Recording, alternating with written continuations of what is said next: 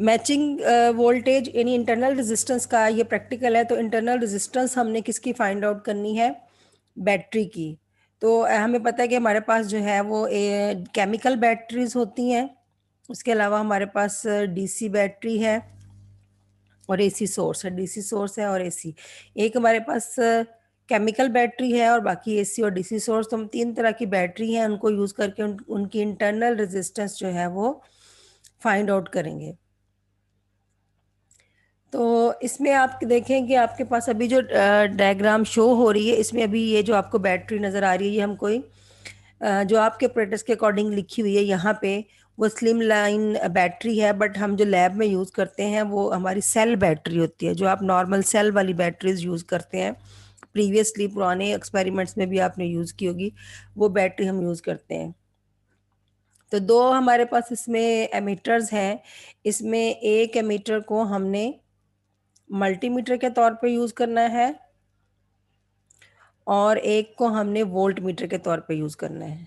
ठीक है, क्योंकि आप अभी एक्सपेरिमेंट का नाम देख रहे हो कि ये है internal resistance and matching voltage sources. तो इसमें हम करंट भी मेजर करेंगे और वोल्टेज भी, और ये simultaneously at the same time जो है वो वेरी करेंगे।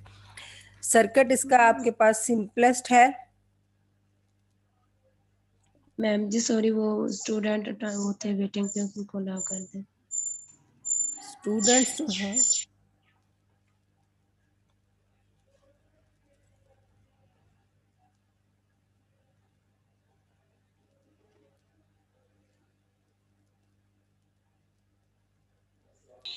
अभी हम इसका ऑपरेटर्स देख लेते हैं। इसके इक्विपमेंट में देखें, आपको बैटरी बॉक्स, सेल बैटरी चाहिए, पावर सप्लाई चाहिए 5 वोल्ट की, रियोस्टेट चाहिए, उसके बाद डिजिटल मल्टीमीटर चाहिए, फिर आपको कनेक्टिंग कॉर्ड्स चाहिए।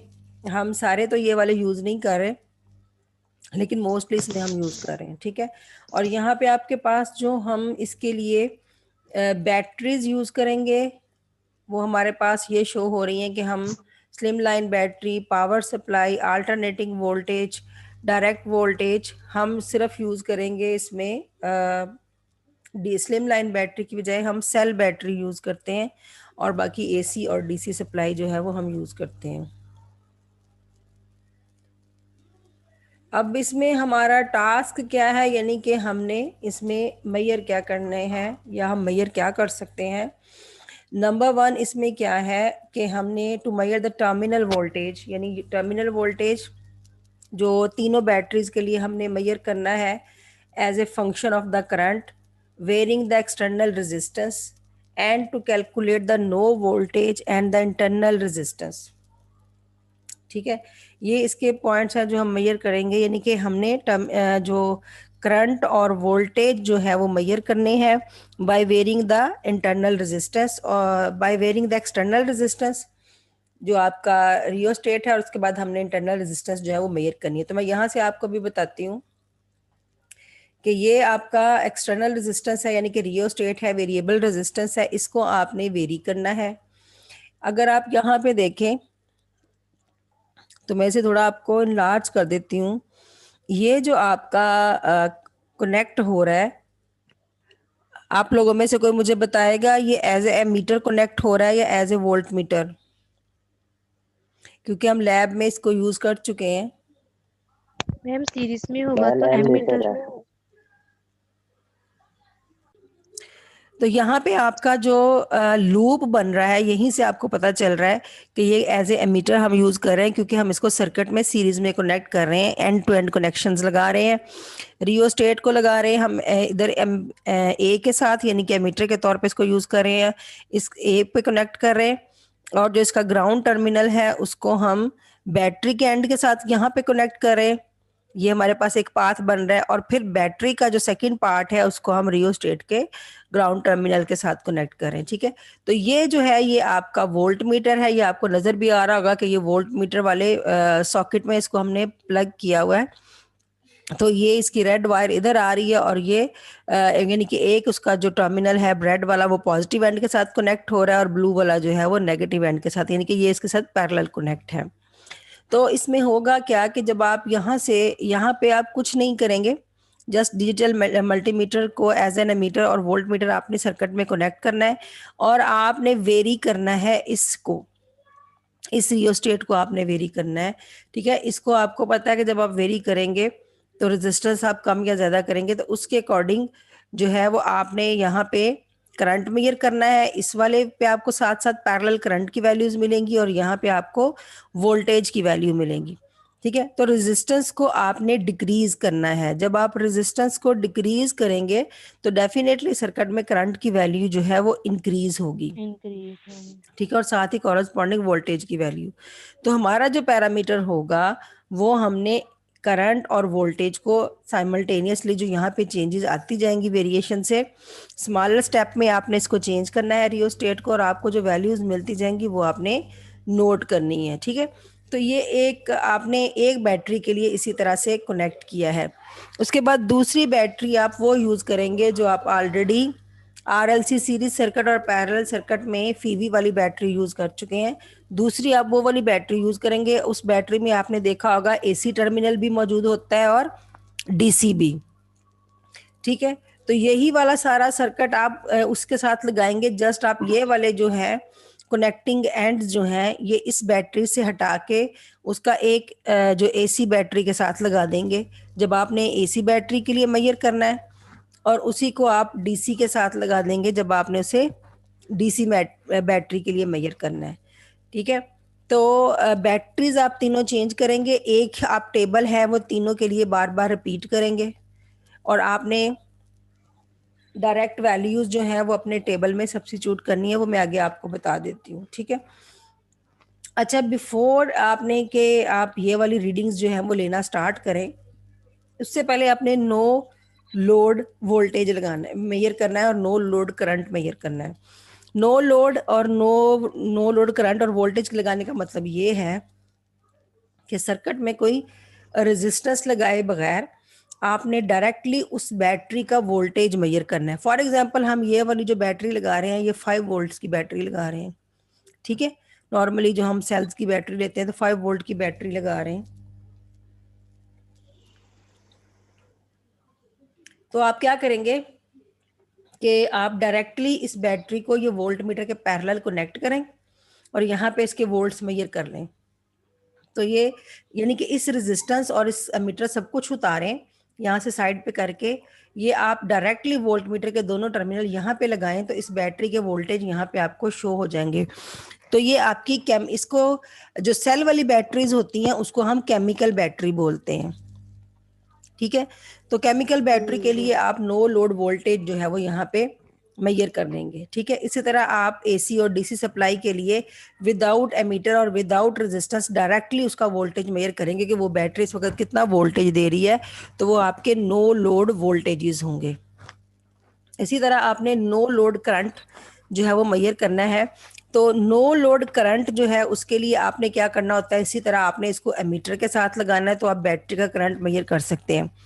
बट उसमें क्या है कि हम डायरेक्टली तो बैटरी के साथ एमीटर को नहीं लगाते, क्योंकि जब आप डायरेक्टली लगाएंगे तो वो मैक्सिमम करंट होगा, बैटरी शॉर्ट होने का डर होता है। तो उसको हम थ्रू द रेजिस्टेंस ही मेजर करेंगे, यानी कि वो आपका जो सर्किट होगा वो इतना सर्किट बनेगा कि जिसमें आपके पास एमीटर हो, ये वाला इतना पार्ट जो है आपका बनेगा, ये आपका रियोस्टेट, उसके साथ ये एमीटर और बैटरी, ये इस तरह से कनेक्ट होगा, उसके अंदर वोल्ट मीटर नहीं होगा। तो डायरेक्टली ये आपको इस केमिकल बैटरी का क्या देगा, नो लोड करंट देगा। कंडीशन ये है कि मतलब आप विदाउट रियोस्टेट अगर मेजर करेंगे तो मैक्सिमम करंट होगा, बैटरी बर्न होने का या शॉर्ट होने का डर होगा। तो इसलिए हम इस रियोस्टेट को लगाएंगे और इस रियोस्टेट की वैल्यू में रेजिस्टेंस को हम कम से कम रखेंगे। ठीक है, रेजिस्टेंस को डिक्रीज कर करके हम मिनिमम वैल्यू पे ले आएंगे जहां पे हमें मैक्सिमम करंट मिलेगा, तो वो उस बैटरी का नो लोड करंट होगा। इसी तरह जैसे आप इसके साथ लगाएंगे, आप जो आपकी पावर सप्लाई है जिसमें आपको एसी और डीसी दोनों मिल रही हैं, वहां पे भी आप डायरेक्टली इस तरह से एमीटर के प्लग्स लगाएंगे उधर और आप मेजर करेंगे। आप देखेंगे कि वहां पे एक शॉर्ट का बटन है। आपको पता है कि जब वहां उस बैटरी में से मैक्सिमम करंट जो है वो गुजारते हैं तो वो जो उसका पुश बटन है किया होता है वो बाहर को आ जाता है, यानी कि सर्किट ब्रेक हो जाता है। तो आपने इसकी रेजिस्टेंस की वैल्यू कम से कम रख के इस बैटरी के लिए एमीटर के जरिए नो लोड करंट भी मेजर कर लेना है। तो स्टार्ट में ही प्रैक्टिकल को स्टार्ट करने से पहले अपने नो लोड वोल्टेज और नो लोड करंट जो है उसको मेजर कर लेना है, और उसके बाद आपने अपनी रीडिंग्स जो है उसे स्टार्ट करना है। ठीक है, तो आपने ऑपरेटर्स देख लिया। टास्क जो इसमें आपने देखा है, ये देखे पहले ये जो मैंने आपको बताया ऊपर वाला पार्ट कि आपने करना क्या है। Secondly, to measure the directly no load voltage of the slim line battery with no external resistance, ये जो मैं अभी आपको बताया है। ठीक है, कि आपने नो लोड वोल्टेज जो है वो इसका मेजर करना है, और इसकी इंटरनल रेजिस्टेंस भी हमने एक्सपेरिमेंट से मेजर करनी है। ठीक है, और लास्ट में हमने इसकी जो पावर डायग्राम है वो बनानी है, यानी कि हमारे पास जो ग्राफ बनेंगे, जो हमारे पास वैल्यूज आएंगी, उनको यूज करके हमने एक पावर डायग्राम बनानी है। वो मैं आगे आपको इसका ग्राफ जो है वो दिखा दूंगी। ठीक है, तो ये आपका देखिए सर्किट नजर आ रहा है आपको? जी मैम। अगर आप इसका डायग्राम की बजाय ये सर्किट देखें तो ये आपको सर्किट नजर आ रहा है। ये आपकी बैटरी है, बैटरी के यस यस पैरेलल मैम। आपका वोल्टेज जो है वो कनेक्ट हुआ है, और बैटरी के साथ सीरीज में आपका मीटर कनेक्ट हुआ जो आई को मेजर कर रहा है, और यूटी जो आपका टर्मिनल वोल्टेज मेजर करता है, और ये आपकी एक्सटर्नल रेजिस्टेंस यानी कि वेरिएबल रेजिस्टेंस जिसको आपने रियोस्टेट बोला है। ये पूरा जो ब्लॉक डायग्राम है ये आपका रिप्रेजेंट कर रहा है उस बैटरी को जो आपने कनेक्ट की है। तो यहाँ पे ये उस बैटरी का नो लोड वोल्टेज, यानी कि जो उसका मैक्सिमम वोल्टेज जो वो बैटरी हमें देगी, जिसको हमने डायरेक्टली मेजर करना है, और साथ में ये इसकी आर आई है जिसको हम internal resistance of the battery कहेंगे, जो कि हमने मेजर करनी है। अभी आपने अक्सर देखा होगा कि हम 5 वोल्ट जो है वो बैटरी अगर ले, और आप जब उसका डायरेक्टली वोल्टेज मेजर करेंगे अपने एक्सटर्नली, तो आपको कभी भी वो कंप्लीट 5 वोल्ट नहीं मिलेंगे।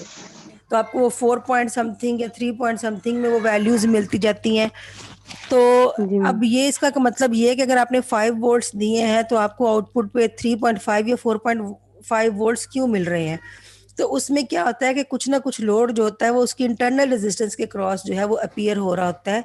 इसी वजह से हमें पूरा का पूरा वोल्टेज आउटपुट पे नहीं मिलता। नहीं मिलते। तो जी मैम। यही इंटरनल रेजिस्टेंस जो है वो हम फाइंड आउट करना चाहते हैं किसी भी बैटरी के लिए। ठीक है, तो ये आर आई ही हमने जो है वो फाइंड आउट करना है।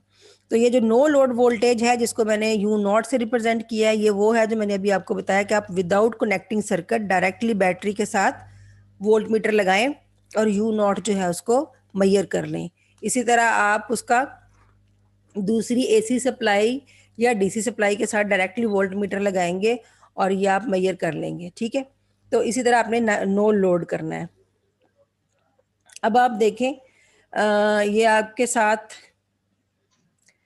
इसको मैं थोड़ा शॉर्ट करके आपको दिखाती हूँ। कंपैरिजन में ये आपको 3 ग्राफ जो है वो नजर आएंगे जो कि आपने 3 बैटरीज के लिए ड्रा करने हैं। ठीक है, इसमें फर्स्ट वाला जी ये मैम। वाला जो ग्राफ है आपका, ये देखिए आपका ये फर्स्ट ग्राफ जो है ये किसके लिए है? ये ग्राफ किसके दरमियान है? ये terminal voltage as a function of the current. मैंने आपको बताया कि आपने जी मैम। इंटरनल रेजिस्टेंस आपने जब मेजर करनी है तो आपकी जो प्रैक्टिकल है वो प्रैक्टिकल में क्या है कि आपने करंट और वोल्टेज जो है वो मेजर करना है। ठीक है, जो आपका टेबल बनेगा उसमें सबसे पहले एक्सटर्नल रेजिस्टेंस को चेंज करके अपने करंट और वोल्टेज मेजर करना है। तो जो आपका ग्राफ बनेगा ये देखें, टर्मिनल वोल्टेज जो आप मेजर करेंगे जो आपका वोल्ट मीटर पे आ रहा है, और साथ में जो मीटर पे करंट आ रहा है। ठीक है, इन दोनों को आपने मेजर करना है, यानी कि आपका voltage as a function of current हम मेजर कर रहे हैं। तो पहली जो डायग्राम है ये आपकी वो जो केमिकल बैटरी के लिए होगी जो हम सेल वाली यूज करेंगे। सेकंड आपका ग्राफ जो है वो हम जो भी पावर सप्लाई लगाएंगे यहाँ पे ये रिप्रेजेंट कर रहा है आपके इसमें हम कोई एक्सटर्नल जो है वो यूज नहीं कर रहे, आपकी वो एसी सप्लाई के लिए और डीसी सप्लाई के लिए ये हम यूज कर रहे हैं। यहाँ पे लिखा होगा ये डीसी वोल्टेज के लिए। ठीक है, फिगर 4 जो है वो आपकी terminal voltage as a function of the current power supply, यानी कि डायरेक्ट वोल्टेज 9 वोल्ट या 0.3 के लिए। तो ये 3 ग्राफ आपके आएंगे और आपको इसी शेप में जो है वो ग्राफ मिलेंगे। ठीक है, अब इसमें आपने करना क्या है, आपको ये शो हो रहा है टेबल? यस मैम, जी हो रहा है। मैम, जी मैम हो रहा है। कुछ क्या लिखा नजर आ रहा है? मैम मैम जो फॉर एसी वोल्टेज लिखा हुआ है मैम रीडिंग्स रीडिंग लगी हुई है। ऊपर लिखा फॉर एसी वोल्टेज के लिए हमारे पास ये जो है ना है टेबल। ये मैं आपको इसका दिखाती हूँ, नेक्स्ट डायमंड ये बोर्ड बना हुआ। इसमें आपने कुछ जी डेफिनेशन मैम, स्टार्ट में लिखेंगे एक्सपेरिमेंट के लिए, यस मैम, जैसे वोल्टेज सोर्स क्या है, ये में इलेक्ट्रोमोटिव फोर्स क्या है, टर्मिनल वोल्टेज क्या है, नो लोड ऑपरेशन या नो लोड करंट क्या है, शॉर्ट सर्किट क्या है। यही जो मैं आपको शेयर करूंगी, ये उसी से आपने ये रिपोर्ट बनानी है। उसके बाद उसका आपने ऑपरेटर्स लिखा, फिर आपने इसमें प्रॉब्लम क्या आपने करना है, उसका प्रोसीजर क्या है। अब ये देखिए, सबसे पहले ऑब्जर्वेशन एंड कैलकुलेशन है फॉर एसी वोल्टेज।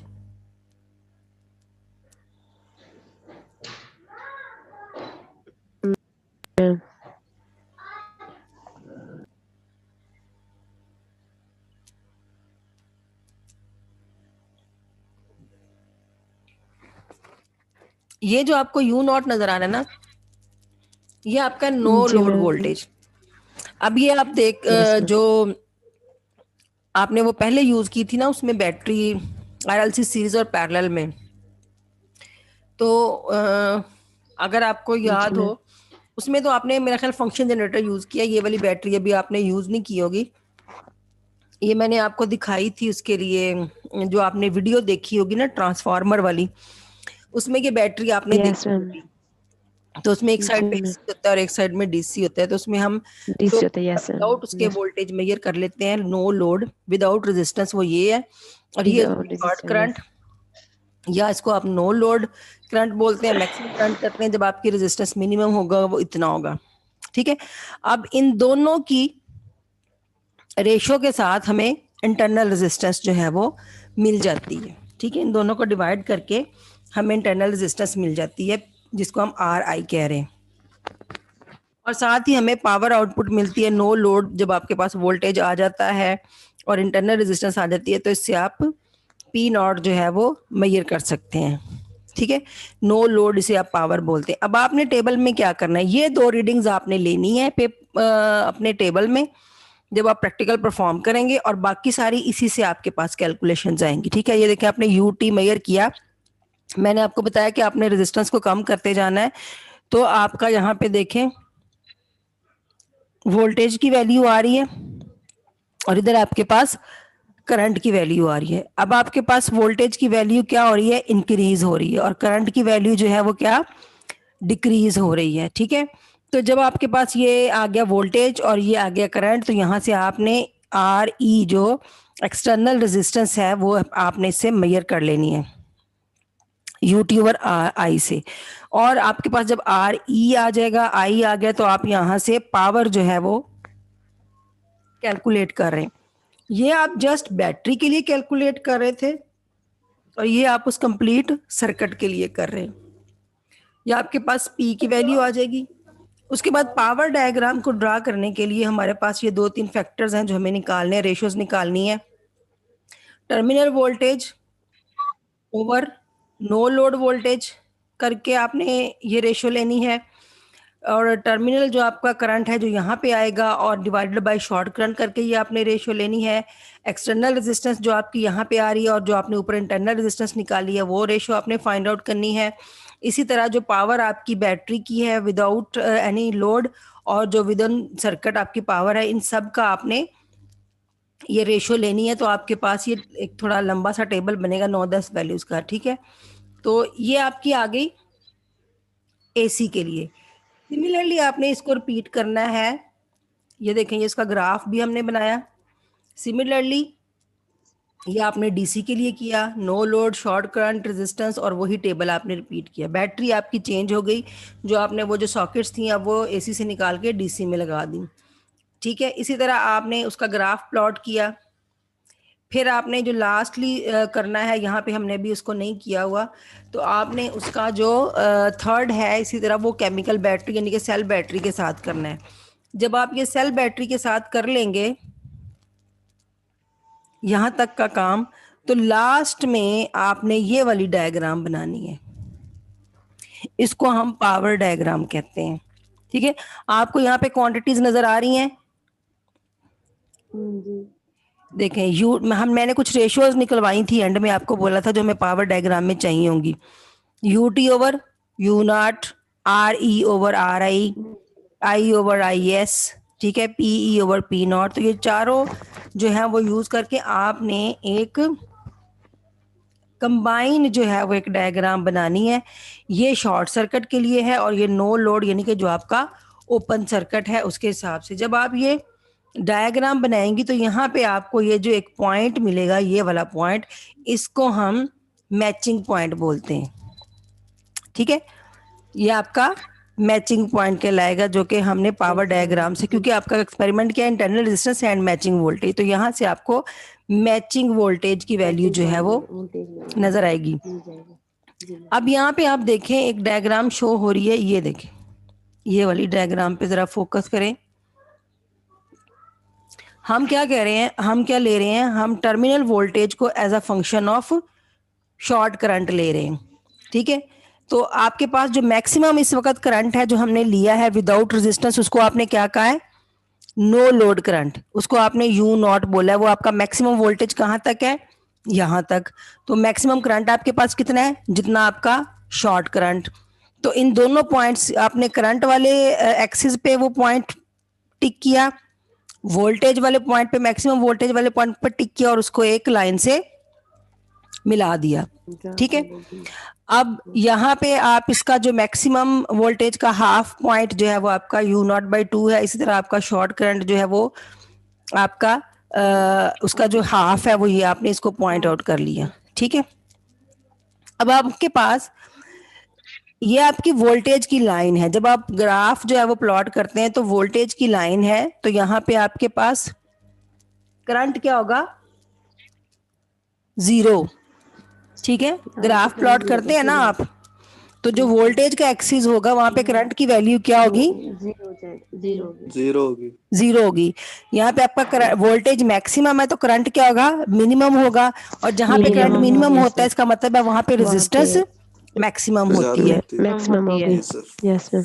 इसी तरह जो आपके करंट के एक्सिस है वहां पे आपका वोल्टेज जो है वो 0 होगा या मिनिमम होगा, तो आपकी रेजिस्टेंस भी वहां पे मिनिमम होगी। ठीक है, तो अगर हम मैक्सिमम से नीचे की तरफ आना शुरू हो जाएं तो आहिस्ता आहिस्ता आपकी जो रेजिस्टेंस है वो डिक्रीज होगी। ठीक है, तो एक पॉइंट ऐसा भी आएगा कि जहां पे आपकी जो इंटरनल जो आपकी एक्सटर्नल रेजिस्टेंस है वो डिक्रीज होते होते बैटरी की इंटरनल रेजिस्टेंस के इक्वल हो जाएगी। और वो उस पॉइंट को हम जब परपेंडिकुलर ड्रा करेंगे ना, ये देखिए मैं यहाँ से अगर परपेंडिकुलर ड्रा करूं इधर हाफ वैल्यू पे आएगा, और इधर से अगर मैं परपेंडिकुलर ड्रा करूं तो ये इधर आएगा। यानी कि जहां पे आपका वोल्टेज अपनी सेंट्रल वैल्यू पे होगा, जिधर करंट सेंट्रल वैल्यू पे होगा, वहां पे एक पॉइंट आएगा जहां पे बैटरी की इंटरनल रेजिस्टेंस और आपके सर्किट की एक्सटर्नल रेजिस्टेंस इक्वल हो जाएंगे, और उसको हम मैचिंग पॉइंट बोलेंगे। मैचिंग पॉइंट कहते हैं। ठीक है जी मैम। तो यही चीज हमने ग्राफिकली भी आगे वो जो पावर डायग्राम ड्रा करेंगे उसमें हमने ये बतानी है यहाँ पे भी। ठीक है, उसको हमने, और वो मैचिंग पॉइंट आपका इस एक्सिस पे आपको आएगा। ठीक है, रेशियो के जरिए।